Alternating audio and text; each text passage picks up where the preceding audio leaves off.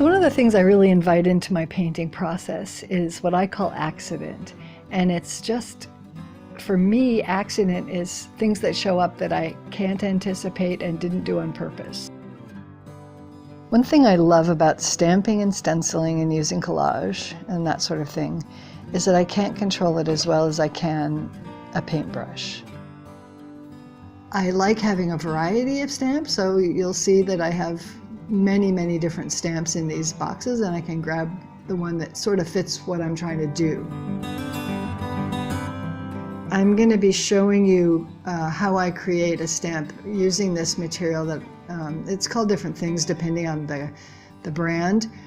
Quick cut, easy cut. You know, Speedball makes some that I like. And they also make the cutting tools. This is that you can see I'm using, it has a universal handle. And then you have a variety of options for blades. There's a narrow kind of V blade. The one I use the most is sort of an intermediate V. I create designs for stamps. Sometimes I'll do some sketches in my sketchbook. Sometimes I just wing it, but a lot of times it's nice to have an idea.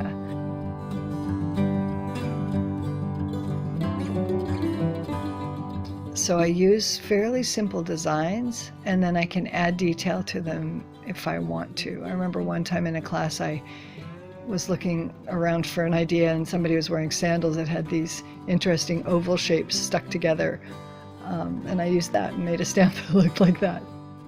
So, you know, it can be pretty much anything. I tend to use abstract form, not, you know, a kitty or something like that. I don't have bunnies and kitties in my stamp collection.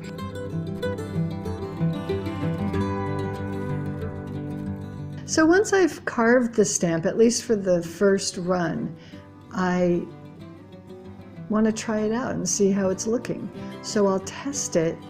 You know, I'll put paint on it and I'll print it and see how that goes. Once I've done that, I have a sense of whether I want to do a little more cutting, whether I like the design. Sometimes I like parts of the design and I don't like the whole thing, so I may do another one that's similar, but I'll make some changes in it.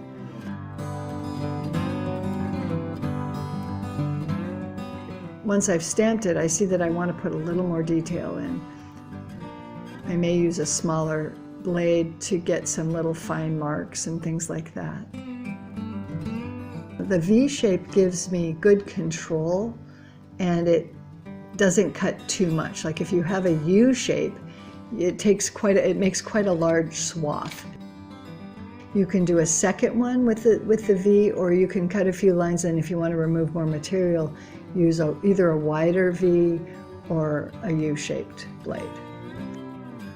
It's nice to have a few little detail-y lines in a stamp sometimes.